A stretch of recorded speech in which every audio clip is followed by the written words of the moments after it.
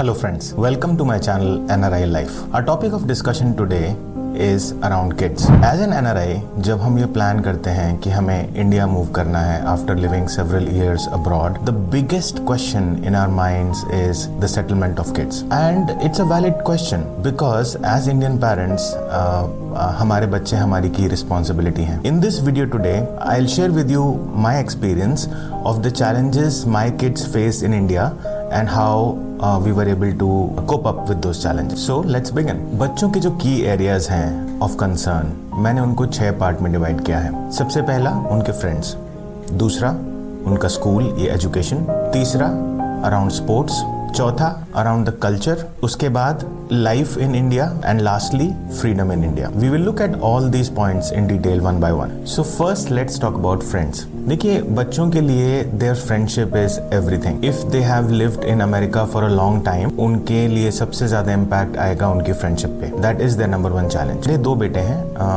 9 years and 15 years, तो मैं आपको दोनों के पर्सपेक्टिव से बता सकता हूँ. तो फ्रेंड्स का चैलेंज मेरे बच्चों ने कैसे ओवरकम किया. देखिए, फ्रेंड्स बनाने के लिए the easiest way is sports. अगर बच्चे सेम काइंड ऑफ स्पोर्ट्स खेल रहे हैं, then it's much easy to build a connection. The communities that are existing in Noida have several sports facilities in them. So my younger one used to play soccer. उसको soccer में friends मिल गए and he also started playing badminton together with the elder kid. So वो problem काफी हद तक resolve हो गई. So we realized this challenge pretty early in our transition. We knew that friendships are going to be key when it comes to our success of living in India. इसलिए हमने कुछ चीज़ों का ध्यान रखा जो मैं आपके साथ शेयर करता हूँ. सबसे पहला कम्युनिटी. हमने हाउसिंग सोसाइटी वही चूज की जिसमें नंबर 1 बहुत सारी स्पोर्टिंग फैसिलिटीज थी and number 2 number of families were more with kids so that kids can get a ready-made group of friends to play with. The second thing we did is we chose the community or the society from which maximum number of kids are going into the same school. तो हमने school decide किया, उस school से पूछा कि आपके यहाँ पे बच्चे किन सोसाइटीज से आते हैं, फिर उन सोसाइटीज में घर ढूंढना स्टार्ट किया. और देयरफॉर इससे हो क्या रहा है कि both the kids are getting plenty of friends in the bus itself, क्योंकि बच्चों की फ्रेंडशिप वहीं से शुरू होती है. एक बार वो स्कूल से निकले, बस में बैठे and then they forget everything. उसके बाद घर आए, बैग डाला and they are back of again with their friends. Therefore, I would say बच्चों के लिए फ्रेंड्स बनाने के लिए आपको अपनी हाउसिंग सोसाइटी पे बहुत ज़्यादा ध्यान देना है. You cannot go wrong with the housing society. Number 1, the housing society should have plenty of sports and plenty of kids to play those sports. And secondly, जिन स्कूल में आप अपने बच्चों को कराएंगे आपकी कम्युनिटी में, वहां से सेम स्कूल में बच्चे जाते हों. If these 2 things are met, then their adjustment, trust me, will be a breeze. Now let's talk about another key challenge that kids face, which is education.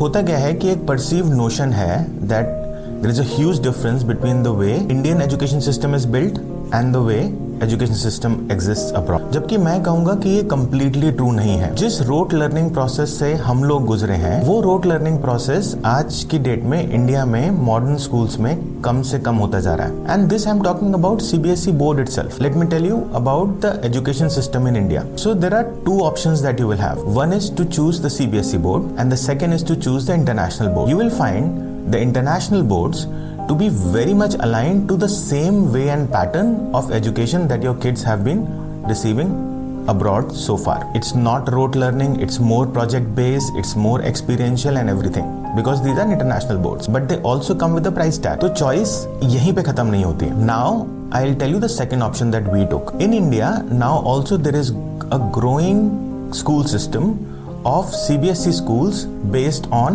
international learning pattern. What I mean by that is, जिस school में हमने अपने छोटे बेटे को डाला है, that is a CBSE school called Heritage Experiential in Noida. That's a CBSE school, but still their education and teaching methodology is very much similar to a project-based learning. There is no more rote learning. There is no more uniforms. It's more practical and experiential learning pattern. और ये सिर्फ एक heritage का ही नहीं है. Many options in India exist today where CBSE school pattern is being taught in a more experiential way and form of learning. तो आपको एक mixed approach मिल जाती है. So wherein in fees, these schools are relatively cheaper when it comes to international schools. They are also slightly higher when it comes to regular CBSE schools like TPS. So आपके पास ये 3 choices रहेंगी.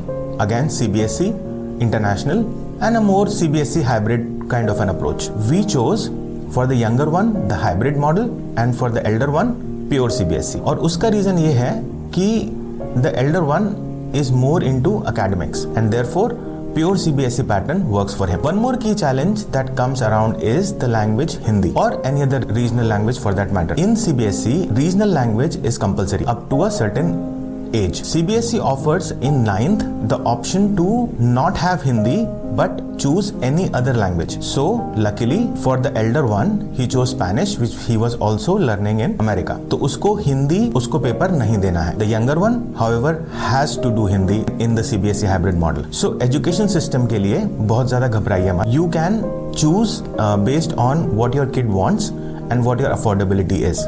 On the one end, there is an extreme model which is an international board which जहाँ पे आपको कोई भी difference नहीं मिलेगा when you compare it with the US. And on the other hand is CBSE, which is the conventional model. In the middle, you also have a hybrid version of these models. Based on affordability, you can pick and choose the right kind of approach for your kid. अगर मैं आपको एक fees का idea दूं तो CBSE schools have around 10 to 15,000 fees per month. The hybrid model has around 20 to 25,000 per month, and the international schools anywhere range from 35 to 50,000 per month in a city like Noida. This also is based on the city. Now, आपने सही society choose कर ली जिससे उनके friends की problem solve हो जाएगी. आपने उनको उनके हिसाब से एक अच्छे स्कूल में डाल दिया. Now comes the third point, which is sports. US and other foreign countries absolutely have the world's best sporting facilities, no doubt about that. However, एक मिथ है कि इंडिया में स्पोर्टिंग फैसिलिटीज नहीं है. आज की डेट में इंडिया में वर्ल्ड क्लास फैसिलिटीज अवेलेबल हैं in most of the metro city. For example, city like Noida, you get each and every sporting facility 2 to 3 kilometers vicinity of our house. And when I say world class, I'm not just saying it, I also mean it. Absolutely stunning world class facilities are available for all kind of sports your kids play.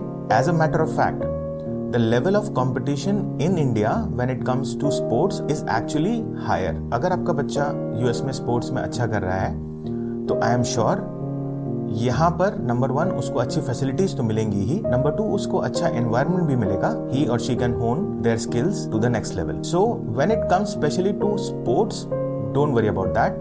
India has plenty of opportunities, plenty of facilities, plenty world-class training grounds to give the best opportunities of sports to your kids. Only thing, it's highly competitive. So, friends हो गए, school हो गया और अब sports भी हो गया. लेकिन एक चीज है जिसमें India still lags behind, which is weather.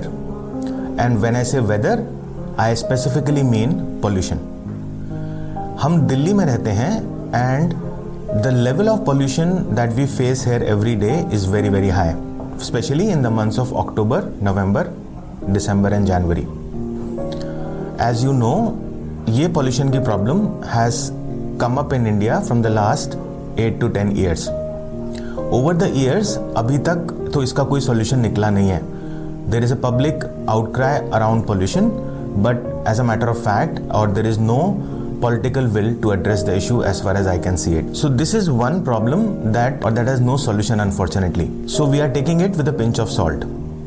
Recently, when GRAP 4 was implemented in Delhi NCR due to higher level of pollutions, all the schools went to remote.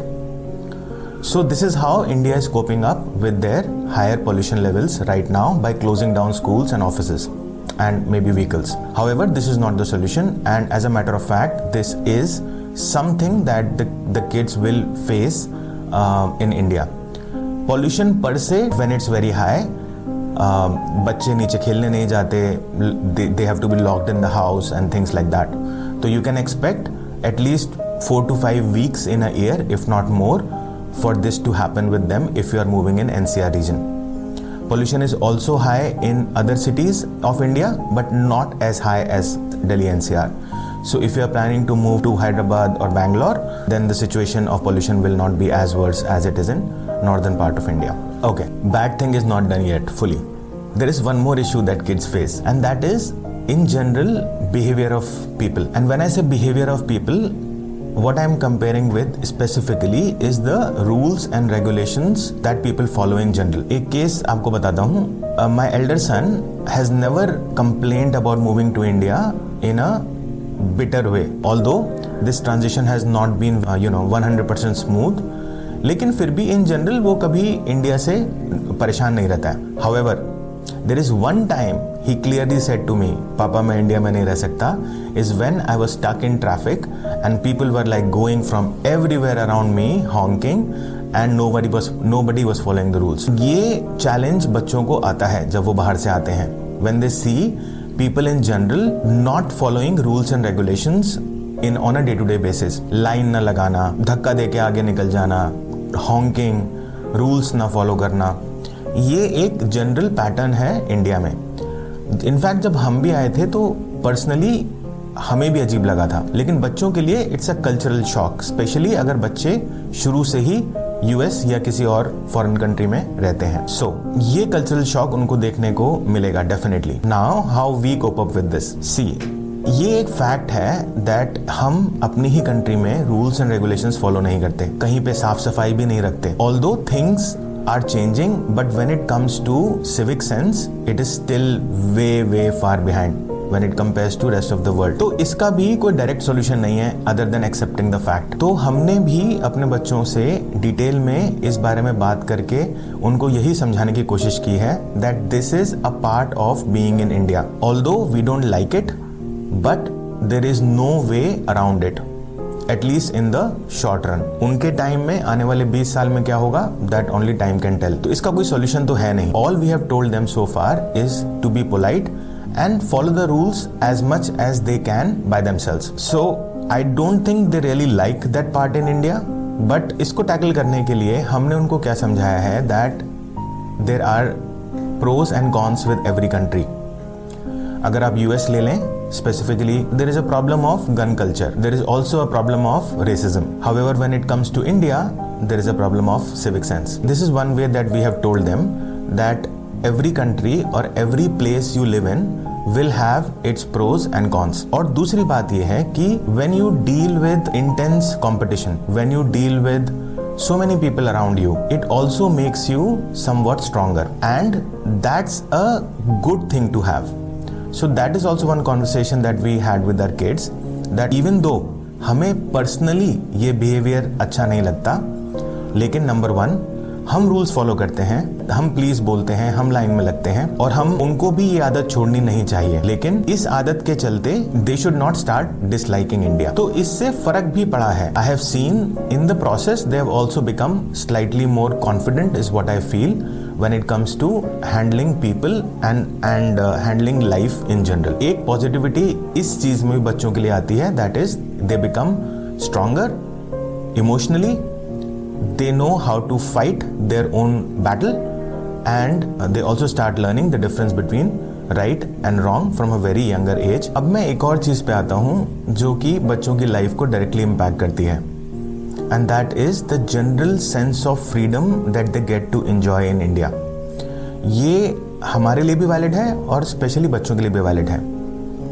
American communities and the way of living in general is different when it comes to raising kids and how kids live in India. It's very informal.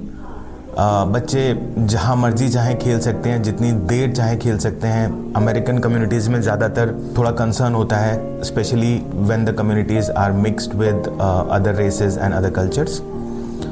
वो freedom उनको India में बहुत ज़्यादा मिलती है. Freedom to go around. In fact मेरे दोनों बच्चे take Uber on their own. In fact बड़ा वाला तो ऑटो भी ले लेता है, and also he really enjoys going in an auto. Restrictions in general Indian culture में फॉर किड्स कम है, घर में भी और घर के बाहर उनके दोस्तों के साथ भी. स्कूल में डिफरेंट होता है माहौल, बट और इसीलिए इम्पॉर्टेंट है कि आप स्कूल अपने बच्चों के हिसाब से चूज़ करें और राइट स्कूल चूज़ करें, तो उनको वो प्रॉब्लम भी नहीं आती है. एक और चीज़ होती है कि when they are with their relatives in India, दादी दादू, नानी नानू, they also get a sense of entitlement or lot of pampering happens for kids, specially क्योंकि वो इतने साल बाहर भी रहे हैं तब भी, और वैसे भी नानी दादी के तो बच्चे हमेशा प्यारे होते ही हैं। सो कल्चरली अगर आप देखेंगे तो इंडिया में उनको बहुत सारी पॉजिटिविटी भी मिलती है from the system around us. बच्चों को कम रोकना टोकना, उनके लिए प्लेइंग फ्रीडम ज़्यादा है, फॉर्मेलिटीज़ नहीं है, प्ले डेट्स करने की ज़रूरत नहीं है, जिसके साथ खेलना है आप जाओ, डोर नॉक करो and you know start playing with them. And of course as I said, जो रिलेटिव्स और बाकी एक्सटेंडेड फैमिली का प्यार उनको मिलता है, that makes a huge difference in the way they start living और एक्सपीरियंसिंग इंडिया। एक और छोटी सी बात है, वो है फूड। अगर स्पेशली आपके बच्चे loves non vegetarian food, then India is a heaven for non vegetarian food and in fact any kind of cuisine.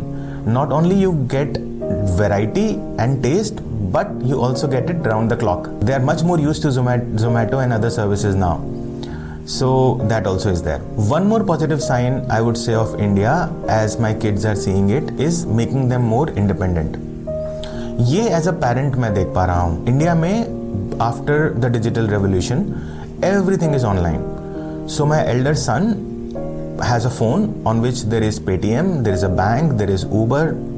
He can take his own cars, he can pay for stuff on his own, he can buy stuff on his own and decide for things for himself.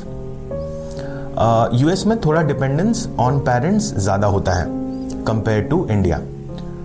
That is another positive aspect of being in India for the kids, which is making them more confident and independent. So friends, I hope इस video में मैं आपको बता पाया हूँ that the biggest challenge that NRIs face while moving to India is kids. However, in my experience, that can be easily managed by keeping in mind certain things when you are deciding to move to India. So कहाँ move करना है, किस society में move करना है, किस school में admission दिलाना है, उनकी स्पोर्टिंग फैसिलिटीज़ कैसे मैनेज होंगी, डिफ़िकल्ट टॉपिक्स पे कॉन्वर्सेशन कैसे करना है, ये 4-5 चीज़ें अगर आपने ध्यान में रख ली तो I am sure your kids will enjoy India much more than you can imagine. अगर आपके कोई भी क्वेश्चंस हैं around kids, around schools, around fees, around education, around sports, या आपका अपना एक्सपीरियंस है और about moving back to India, या कोई क्वेश्चन या कंसर्न है, तो please do comment in the comment section below. I will personally reply and try to have a correct answer for you. Thank you so much for watching. If you like my content, if you like my effort, please do subscribe and share this video with your friends.